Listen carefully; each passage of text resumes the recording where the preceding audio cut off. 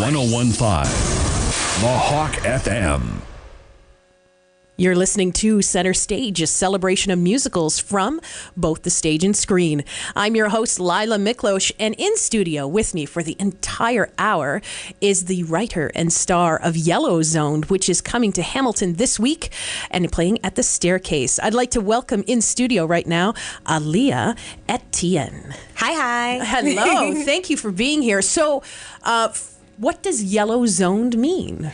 YellowZoned doesn't mean anything specifically. The Yellow Zone is a place, long story short, where you seek help for your mental health issues, problems, and that stems from my own personal experiences with my poor mental health.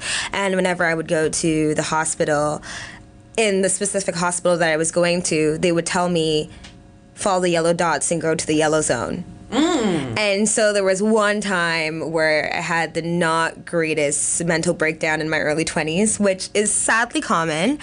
And I was in the midst of writing the show and going through a lot and not really knowing what I wanted out of life. And I was like, oh my gosh, the Yellow Zone. I've been Yellow Zoned again. Because at that point, I had been to the Yellow Zone maybe 3 times in the last month. And I was over it. I was overgoing. I was overseeing the yellow. But kind of giving it a label like YellowZoned, I also wanted to make it seem like a place that you just casually go.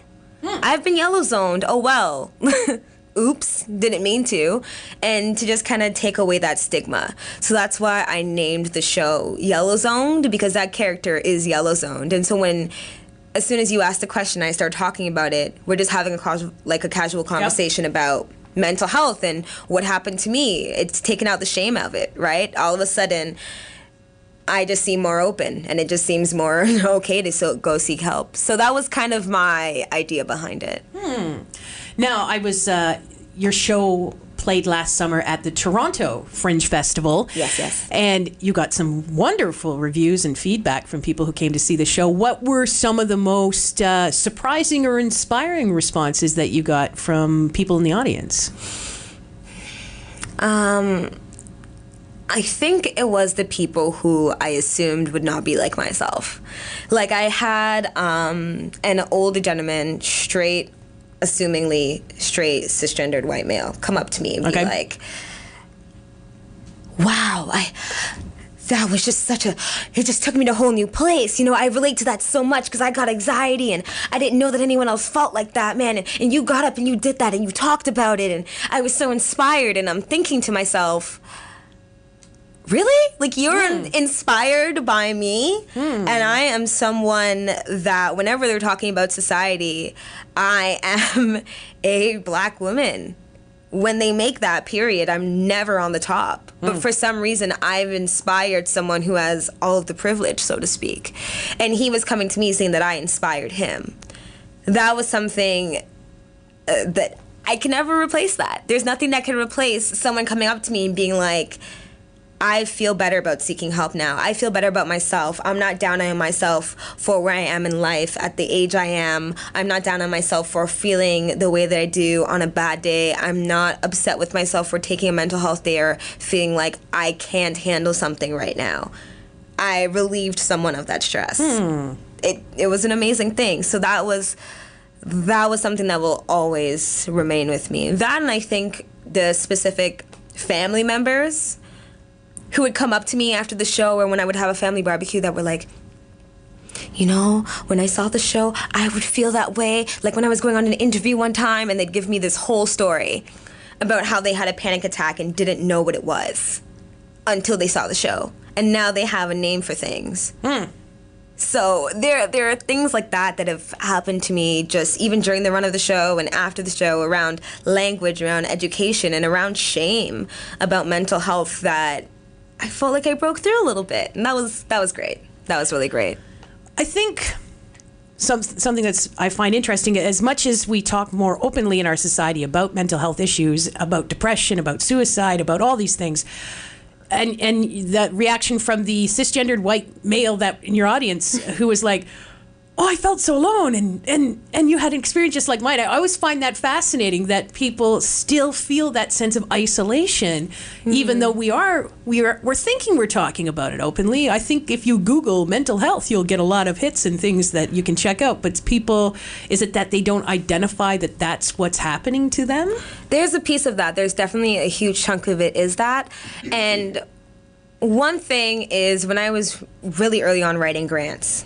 And I was trying to talk to people about the show. Writing grants. Well, that's exciting right there. When I was writing grants, when I was talking to people initially about it and just trying to garner interest, one thing I would always say is I want people to see, because this is a solo piece, it's just me on stage. I want people to see how mental health and poor mental health plays out in an individual, because every case is different. So one thing, I had a family member who came to the show, and I do have family members back home in Trinidad, where my family originated from, that are dealing with mental health. And she said to me, man, if we used to talk about it more, I didn't know that that's what's happening. Like, when we think mental health, you're mentally ill, we think you're, pardon my language, crazy. And that, you're on padded walls, like you're in a Rihanna music video, or, your arms are strapped behind you. And unfortunately, A, that's happened, and that's how it was handled. And B, when you're looking for such an extreme, you don't understand the little cases that build to that. So that's why in my research, I realized that what I went through as far as being in my early 20s and dealing with such poor mental health and kind of breaking down was something that is sadly common. Because we're not taught to deal with our emotions. You put a lot of pressure on yourself. You're trying to deal with the outside world. You're dealing with all these new, different situations. And it's like, can your brain really handle this? Are you giving yourself enough time and enough space to handle what's happening? And that can happen to you at any age, at any time. But because it's such an individual thing, if you're waiting for that extreme case of you can't leave the house and you don't know why, you're going to get to that place. Because you can't nitpick when those little signs of things are happening, when you're like, maybe working 7 days in a row isn't the best. Maybe I should do 5 days in a row and take a break. Those little things can prevent you from going over the deep end, but if you're not aware, you don't know how to avoid it. That's something that I've noticed, and I think that's it more than ever. Or people just feel like they don't have the time. We're going to have more with Alia, who is the star of the one-woman show YellowZoned, which is coming to the Staircase Theater on what date? Tuesday. All right. And how much are tickets? $15. And cash at the door? Cash at the door, or you can buy them online. You can go to our Tumblr. If you look up YellowZoned on Facebook, we are all connected, so you can find the event, you can find the Tumblr in which you can buy tickets as well. So all you have to do is type in YellowZoned on Facebook, or you can go to the Tumblr. All right. We're going to talk more about YellowZoned in just a bit. But first, we're going to have a little preview of First Daughter Suite, the original cast recording, which stars Hamilton's own Casey Levy on it, playing Patty Davis and Julie Nixon. It breaks up the story into 4 little different vignettes of the first daughters of some of the American presidents, which seemed like a very fitting soundtrack to play this particular week with all the excitement in American politics. So I'm going to play a track from the Nixon years, and this one is called Ruined, and this is taking place with Pat Nixon, Julie Nixon Eisenhower, Tricia Nixon, and Hannah Nixon, played by Barbara Walsh, Casey Levy, Betsy Morgan, and Teresa McCarthy. You're listening to 101.5 The Hawk. I'm your host, Lyla Miklos, and this is Center Stage, a celebration of musicals from both the stage and screen. Hamilton, 101.5 The Hawk. You're listening to Center Stage, a celebration of musicals from both the stage and screen. I'm your host, Lyla Miklos. If you want to stay up to date with what's happening on the show, you can always join the Center Stage with Lyla Miklos on 101.5 FM, The Hawk Facebook fan page, and then you can find out who's going to be on the show, ticket giveaways, reviews, and more. And you can also follow me on Twitter at Lyla Miklos. That's at LYLAMIKLOS. And you can also stay up to date with what's happening on the show on Twitter as well. I'm so thrilled and happy to have in studio with me my live guest, Alia Ettienne. Ettienne. Ettienne. I wrote Ettienne. it down. Ettienne. I wrote it down and I still can't say it. You can tell. I'll call it my drug-addled brain. You know what? There's only one person in my entirety that I've had someone say my name wrong, and I've actually been upset with them, and it was an English teacher in high school. Okay. And it was my first name, and he'd say, Alia? Alia? You missed class again. And I'd be like, well, maybe if you said my name right, I would know you were asking for me. Oh, burn. Shots fired. So, your family originally from Trinidad. Yes. And in Trinidad, what is the conversation about mental health? Or is there a conversation when we talk about mental health? Honestly, it's either you're a complete whack job or you're sane. There's no in between. There is no gray area. And I think that mentality was kind of brought over. And that's what made it really hard for me to deal with my own stuff. Because when I was dealing with mental health stuff, because I feel like I've definitely had anxiety or an anxiety disorder that's developed over long time. So I remember having like these really actually severe panic attacks in elementary school or something, and it just being handled very poorly at home. The problem was, and I realized this when I started seeing counselors and things like that getting older, is that when you bash yourself, when you're having a panic attack and you curl up in a ball and you're panting and you're crying and you're feeling all these terrible things and you're like, why am I so stupid? Why can't I get off this floor? You know, I have things to do. I don't have time to do this right now. You're just making yourself feel worse. But that's how I was taught to deal with my panic attack or my anxiety, because that's the way I was treated. Because there's no education around that. So your parents had no frame of reference for what was happening? None. There was no understanding of that at all in my home. So... But did your teachers recognize what was happening? No. No. Okay. So when did you go see a counselor? When you're in high school? When you're in college? Honestly, there was a point where when my father passed away, he was estranged. And that's also something that I mentioned in the show, that my dad wasn't really around, and it was kind of in and out effect.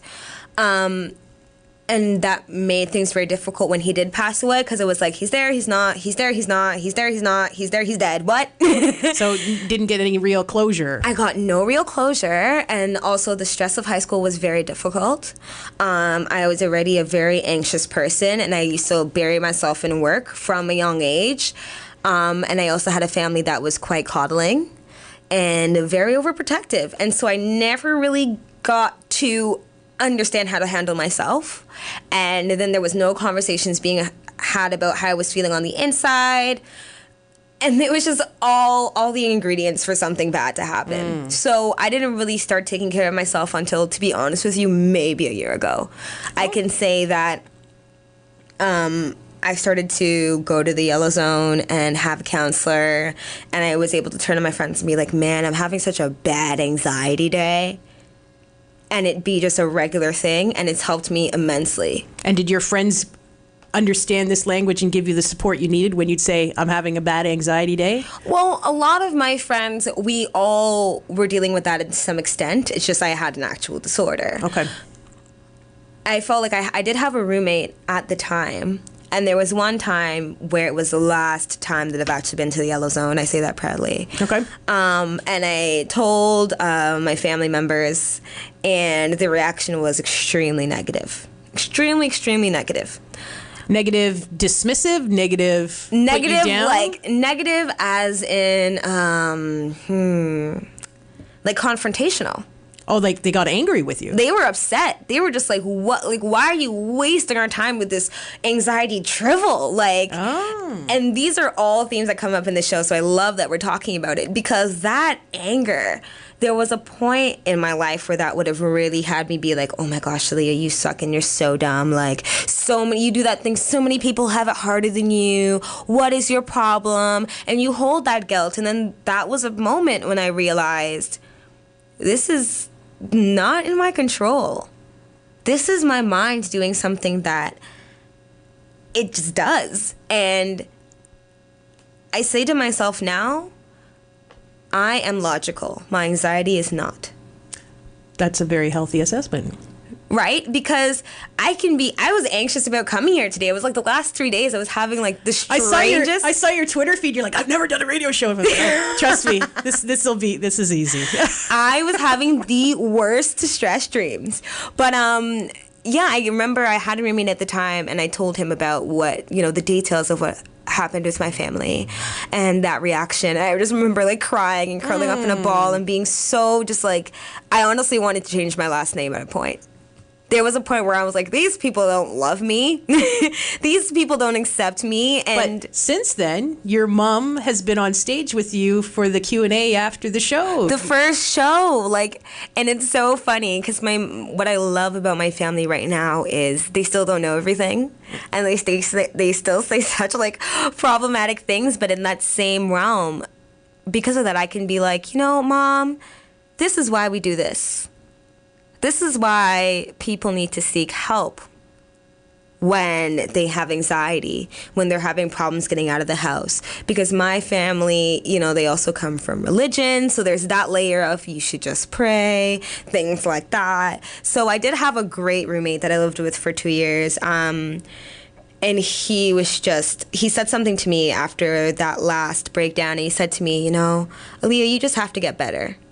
He's like, I know you want to do all these things and you have all these ideas, but you can't do that right now because you're not well. So one day, you're going to get better, and once you get better, you're going to be unstoppable, and I'm going to be so happy for you. Yay. And that to me, like in such a dark place, I was really like, I don't know if I can live this life.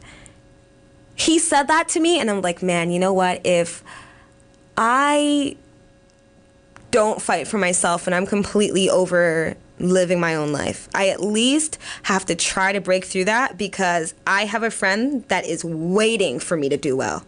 Nice. He's not hoping that I do well. He knows I'm going to. He's sitting there going, I'm here. He's sitting there with his clock out. So why would I just give up? Why would I give up on myself? Nice. And I always try to stress that to people. Always, the people around you, especially the people that are willing to listen, even the one or two times where they don't say what you think they should, or, they don't say what you want to hear, you always have to be respectful, because no one has to do anything for you. Now, this is all very personal. Lots of trauma going on here. How did you take this very personal, very sensitive, very vulnerable stuff and say, I think I should share this on a stage and make this a theater piece? How did that journey happen? I've been in theater arts since I was like maybe 15. I took drama in high school in grade 9, and I really took to it. And I ended up doing an audition for an amazing company in Toronto called Be Current. And I've heard of Be Current. Yes, I worked with Be Current. I did their Be Current Summer Arts program, and it was a hilarious audition because I had no clue what I was doing. I had never auditioned before. I didn't know what a monologue was, so I just randomly looked it up in the library and took a random monologue, and then I decided I couldn't remember it in time because I had no education on how to memorize monologue. So I wrote my own monologue, and then I wrote my own song, and then I went into the audition and I blanked because that is the first time, and I don't think it's ever happened to me again actually, where I walked into a room for an audition and I saw a table full of women of color, my color, and they were all looking at me, and I was like, oh my gosh, these people are running a theater company? All these black women? Like, whoa! My mind was so blown that I completely blanked, and so I just improv'd an entire monologue, and I sang random lines of songs that I'd heard on Much Music the morning before, and I ended up getting in this program, and so they influenced me so much. They're the reason why I have no script and no blocking, and I write down nothing. When I get on stage, I work with cue cards. Okay. So I write down my ideas on cue cards, like shoes, hair, transit, whatever. I set those things up, and then that's how I rehearse, and that's how I've created the show. And it's because they were always about being organic, working. I'm always barefoot, too. Like, I do the show barefoot because I'm barefoot, and I'm just in my fields, and I'm just working with the audience and feeling that energy, and that is all Be Current. But that's how I started theater, with that very organic form of it, of spoken word and of incorporating music and language and that feel and waiting for those laughs and hearing those sighs and those groans and working with that. That is completely them. But because of that, I have all of these notebooks from when I was 15, 16 on, when I went on to do artist mentoring youth. So I did the Amy Project in Toronto as well when I was a little bit older, maybe 16, 17, and I had all these notebooks because they actually taught me how to write and how to incorporate pieces and shift things around. So by the time I was in my 20s, I had all of this work that I had cut or that didn't work or that I couldn't find space for, that I was just able to reflect on myself. And honestly, especially the things about dating, for some reason, I was having the same problems from 15, and I was like 22, and I'm like, why am I still dating the same person? Oh, honey, I'm 42, and we can talk and have a couple of beers about that subject. It's so funny. Don't worry. Funny. That will continue on into adulthood and then some. I know That's what? why we see therapists. Right? Right? I read some of those notebooks back, and I said this in a talk back that I did after the show. There are some things in those notebooks that I'm like, why do you care that much? And those pieces went into the show. Or the times where I had really liked someone, I didn't understand why he wasn't calling me back. That's in the show. That anger, that fury, I'm not in that place anymore. But it's so awesome to be able to look back and reflect on how you've grown and also how you still need to grow. I'm glad that you kept yours, because I went back and read the things I wrote as a teenager, and I was so thoroughly embarrassed. I think I ripped them up and burned them. I went, oh my God, that is so embarrassing. Trust me, I can write a couple more shows off of teenage angst alone. Rage poetry. There's that guy when I was 15 that broke my heart. Yes. I had a guy, there was a guy who was worse than him. He broke up with me, got a new girlfriend 2 days later. Bastard. And when I confronted him about it, he goes, I have a girlfriend and she's way prettier than you. She's light-skinned. Oh. He brought out shadeism. Oh. And I got some poetry about I'll that, bet you dude. Because I think I'm quite good looking. I agree. Right? You are. You are too. Thank you. A nice smile. Thanks. But it does happen. It was terrible. I just that's literally one of the worst things a guy has ever awful. said to me. That is ever awful. said to me. Yeah. And I saw that guy, he came up on my Snapchat once, and he's come up on my Instagram, and I'm like, whoa. How's that girlfriend of yours? Up on Snapchat and Instagram. Oh, he sneaks up all the time. Your 15-year-old boyfriend. Okay, all right. He's terrible, but he had a new girlfriend after 2 days, so I guess I wasn't that important. Yeah. What's she doing? I think you just need to play some Beyonce Irreplaceable for yourself, and you'll be good. Oh my gosh. He doesn't even deserve the song. No song for that you. mean boy. How could you? See, this is why I burned the things I wrote in high school.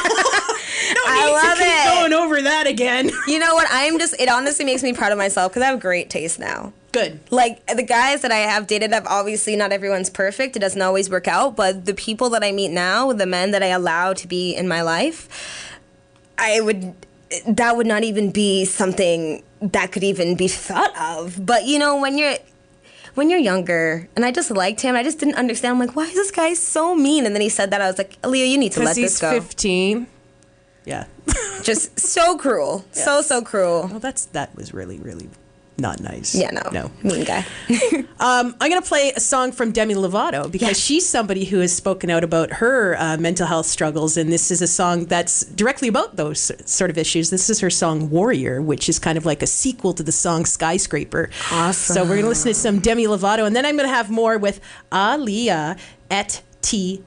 Bomb. Ta! Yeah. You're listening to Center Stage, a celebration of musicals from both the stage and screen. I'm your host, Lyla Miklos. YellowZoned is coming to the Staircase Theater here in Hamilton on Tuesday, October the 18th. Tickets are $15 at the door, or you can visit yellowzone.tumblr.com and order tickets online. And having this great conversation with you, I can see why you're so great on stage. You're just a very authentic presence. You just are who you are. There's no facade happening here. It's very honest, back and forth. So let's listen to some Demi Lovato, and then we're going to have more with Alia here in studio. This is 101.5, The Hawk FM. Broadcasting from Hamilton, this is a Mohawk College Radio Corporation station.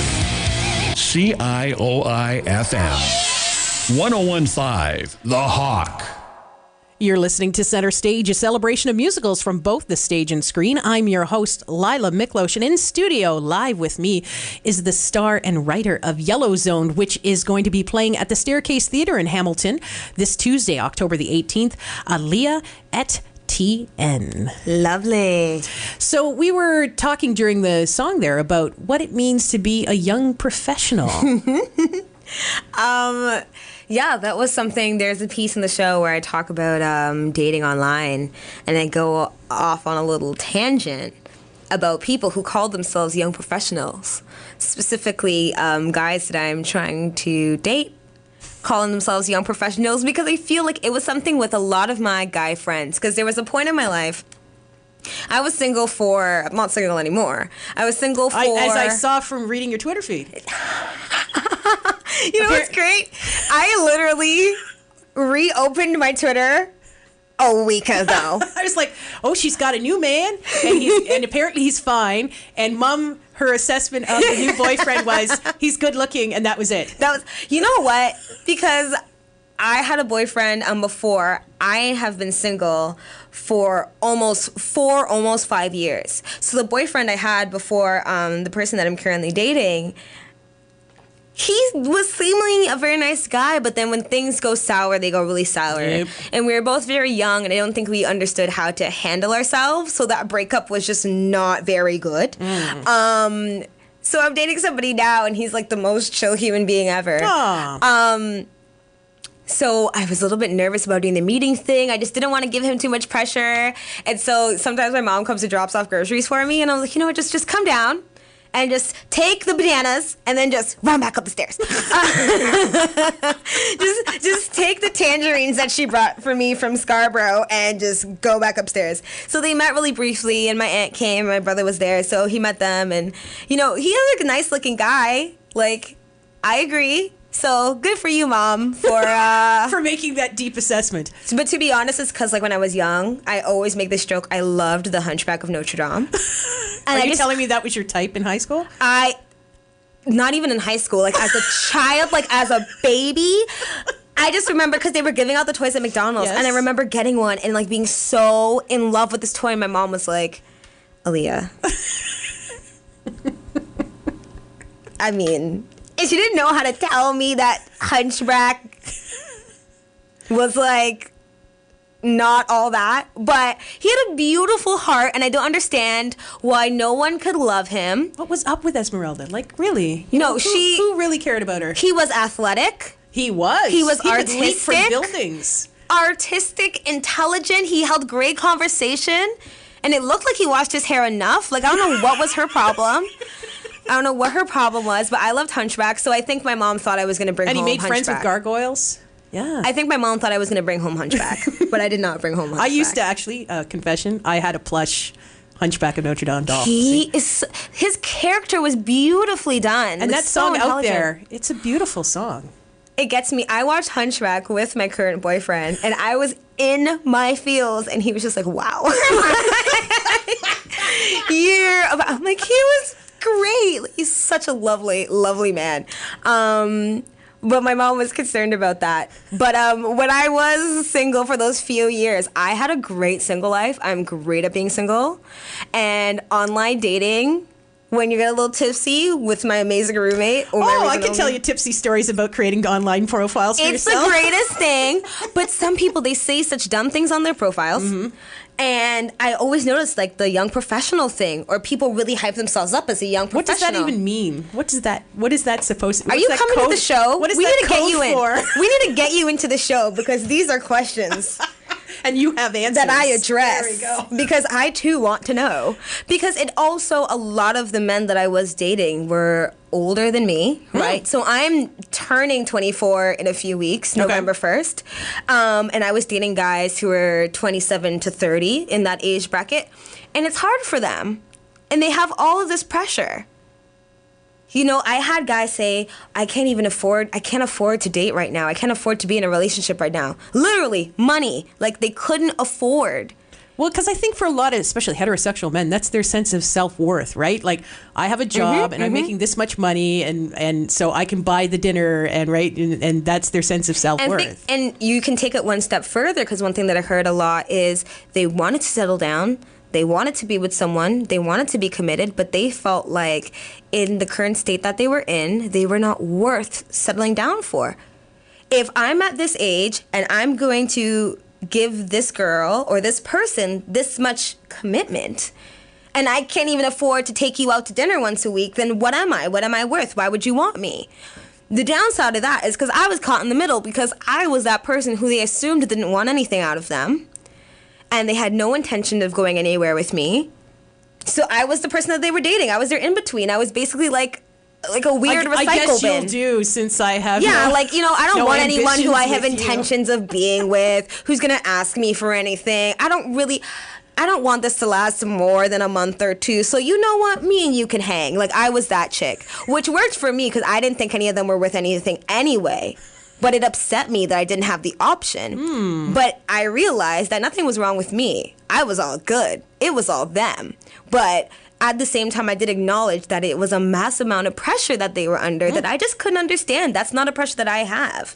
Although, not to make it all about, the het men, when I was in a period of unemployment and underemployment, I too was like, I don't really want to date right now because I'm in this state of flux where I don't feel grounded and settled. And it affects your self-esteem. Yeah. And that's something that I didn't want to hit people over the head with, but I wanted to address, because I remember there was one guy that I was so like head over heels for, and his whole thing was like, I want a family, I want to be able to afford a house, I want to be able to give my kids people the utmost. People have these sort of like adulthood means these tick boxes, I have to do these things. And because he was not in the place to be able to do those things, I was just like a pain to him. It's like, go away.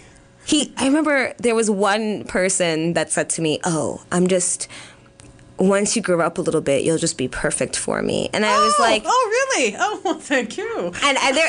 right? I don't understand why... Note taken. I don't understand why these people threw this out there for me, but thank you so much for the material.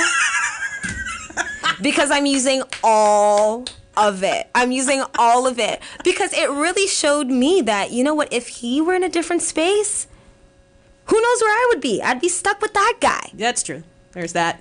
Right? There are so many things that happen, but in the moment, they just hurt. Like, in the moment, I felt like, what, am I immature? Is there something wrong with me? Like, is he trying to tell me I haven't grown into my kneecaps? Like, what is he trying to get out here? Not grown into my kneecaps.